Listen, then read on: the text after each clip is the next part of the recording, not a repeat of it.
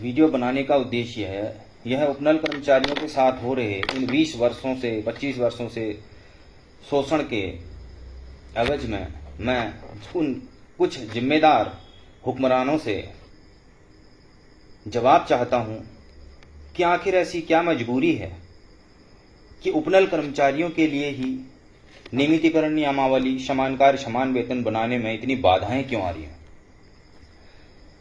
माननीय हाईकोर्ट नैनीताल, माननीय सर्वोच्च न्यायालय ने उपनल कर्मचारियों के पक्ष में पहले ही निर्णय दे दिया है। माननीय प्रदेश के मुख्यमंत्री श्री पुष्कर सिंह धामी जी ने स्वयं अपनी घोषणा में उपनल कर्मचारियों के लिए एक नीति तैयार करने के लिए प्रदेश के 3 वर्ष पूरे होने में स्वयं घोषणा की है। माननीय महोदय, आखिर ऐसी क्या वजह है कि पिछले 1.5 साल से आपके अधीन कार्यरत अधिकारी उपनल कर्मचारियों का डाटा ही जुटाने में रह गए। हर दूसरे तीसरे महीने में अलग अलग तरीके से अलग अलग प्रकार की फॉर्मेटिंग करके डाटा मंगाया जा रहा है। तो उसके बाद भी कहीं समिति बनती है, कहीं कमेटी बनती है। ये कमेटी समिति का खेल, ये डाटा मांगने का खेल आखिर कब तक चलेगा? क्या सैनिक कल्याण मंत्री इसके लिए जिम्मेदार नहीं है? एक प्रदेश के मुखिया की घोषणा अपने आप में बहुत बड़ी चीज होती है, और प्रदेश के मुखिया की घोषणा ही अगर प्रदेश में अमल में लाने में अधिकारियों ने इतना लेट कर दिया तो समझ सकते हैं कि प्रदेश की अन्य जो भी जनता की समस्याएं होंगी व्यक्तिगत, वो कितनी भयावह होंगी। पिछले कुछ ही दिनों पहले राजकीय मेडिकल कॉलेज सुशीला तिवारी का वेतन निकालने में 6 महीने लगा दिए राज्य सरकार ने।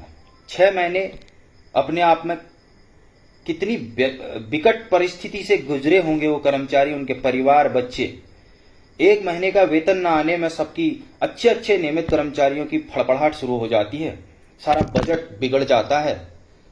लेकिन किसी भी इस प्रदेश के माननीय मुख्यमंत्री से लेकर के अन्य तमाम जनप्रतिनिधियों से लेकर के अधिकारियों ने रुला करके उनको वेतन दिलाया, और वही हाल आज हर प्रदेश में उपनल कर्मचारियों के साथ आए दिन कभी विभागों में नई नियुक्तियों से परेशान करना, कभी उपनल कर्मचारियों को पदों का न होना का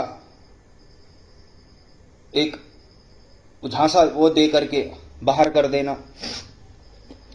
माननीय सुप्रीम कोर्ट ने की स्वयं की गाइडलाइन के अनुसार 15 साल 20 साल जिन कर्मचारियों को काम करते हुए हो गए हैं वो नियमितीकरण के हकदार होते हैं। स्वयं सब देश के सर्वोच्च न्यायालय का आदेश है। अब इस परिस्थिति में माननीय मुख्यमंत्री जी, माननीय सैनिक कल्याण मंत्री जी व अन्य इस विभाग से जुड़े हुए अधिकारियों से मैं पूछना चाहता हूं, अगर कोई उपनल कर्मचारी, सारे उपनल कर्मचारी इस समय 40 वर्ष से ऊपर के हैं, हर किसी के बच्चे अब किसी के 10th, किसी के 12th या किसी के उससे ऊपर की शिक्षा ग्रहण करने के लिए आगे बढ़ रहे हैं। अगर हमारे यहाँ कैटेगरी वाइज देखा जाए तो चतुर्थ श्रेणी कर्मचारी को लगभग 16-17 हजार रुपये, तृतीय श्रेणी कर्मचारियों को प्रोत्साहन के हिसाब से जो 5800-4800 का है उसको देखा जाए तो 20,000 और 21,000 पर मंथ मिलता है। तो देखा जाए तो एक चतुर्थ श्रेणी कर्मचारी का जो वेतन है साल भर में 2,40,000 के आसपास बैठता है, और तृतीय श्रेणी कर्मचारी का वेतन 2,40,000 से 2,52,000 इन 12 महीनों में। आप सोचिए, अगर किसी उपनल कर्मचारी का बच्चा अपनी मेहनत से कोई नेशनल लेवल का एग्जाम निकालता है और गवर्नमेंट सीट अगर उसको मिलती है, तो उसके बाद भी उपनल कर्मचारी अपने बच्चे की फीस नहीं भर सकता है। उपनल कर्मियों को नियमित करने के लिए शीघ्र कार्यवाही शुरू करे सरकार। सूर्यकांत धस्माना, प्रदेश कांग्रेस उपाध्यक्ष संगठन सूर्यकांत धस्माना ने कहा कि उपनल कर्मचारियों को नियमित करने के लिए प्रदेश सरकार शीघ्र कार्यवाही शुरू करे। उन्होंने चेतावनी दी कि नियमितीकरण की कार्ययोजना घोषित नहीं किया तो कांग्रेस आंदोलन करने के मजबूर होगी।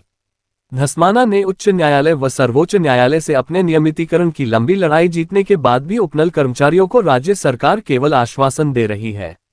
विभिन्न विभागों में खाली पदों पर उपनल कर्मियों के समायोजन की नीति नहीं बना रही है। सरकार को चाहिए कि उपनल में 7 वर्ष से अधिक की सेवा से चुके सभी उपनल कर्मचारियों को तत्काल नियमित करें। इससे कम अवधि वाले कर्मचारियों को चरणबद्ध तरीके से समायोजित करने की कार्ययोजना बनाए।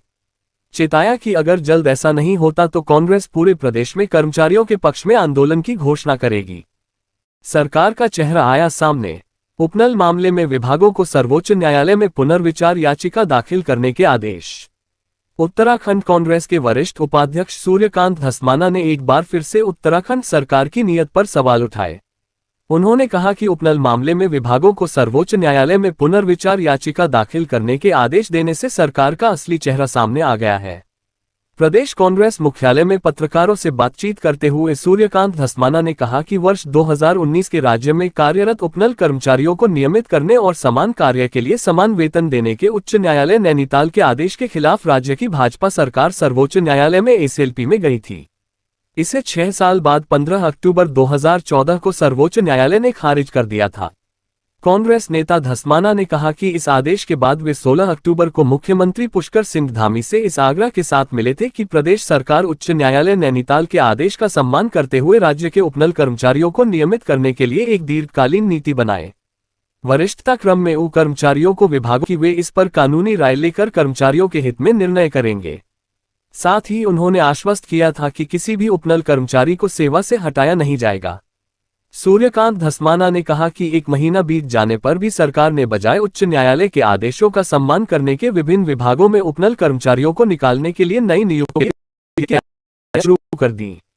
अब तो सैनिक कल्याण सचिव दीपेंद्र चौधरी द्वारा विभिन्न विभागों के अधिकारियों को माननीय सर्वोच्च न्यायालय में पुनर्विचार याचिका दाखिल करने के आदेश जारी करने से यह बात स्पष्ट हो गई है कि प्रदेश की भाजपा सरकार उपनल कर्मचारियों को केवल वार्ता के नाम पर गुमराह कर रही है। उन्होंने कहा कि वास्तविकता यह है कि सरकार उपनल कर्मचारियों को नियमित करने की रुचि नहीं रखती।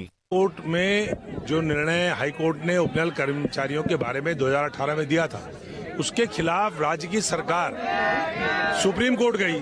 सुप्रीम कोर्ट में 6 साल के लंबे इंतजार के बाद जब सुप्रीम कोर्ट ने राज्य सरकार की याचिका खारिज कर दी, अब राज्य की सरकार को जिद में नहीं लड़ना चाहिए। सरकार को सुप्रीम कोर्ट का, हाई कोर्ट का सम्मान करना चाहिए और चरणबद्ध तरीके से उपनल कर्मचारियों के समायोजन के लिए नीति बनानी चाहिए। धोखा भी है उनके साथ और अन्याय भी है।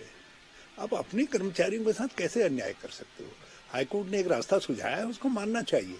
पहले हमारी सरकार ने भी एक रास्ता बनाया था जिसको उपनल कर्मियों ने उसमें नहीं माना था। यदि मान लेते तो आज तक सारे उपनल कर्मी नियमित हो जाते। लेकिन अब जो भी है उन्होंने, और हमारे जो ये अंशकालिक टीचर हैं, अतिथि शिक्षक, ये लोग उस समय हमारे वो उजाड़ू बल्दों के कहने पर भड़का आ गए और इसलिए गलत रास्ता पकड़ लिया उन्होंने।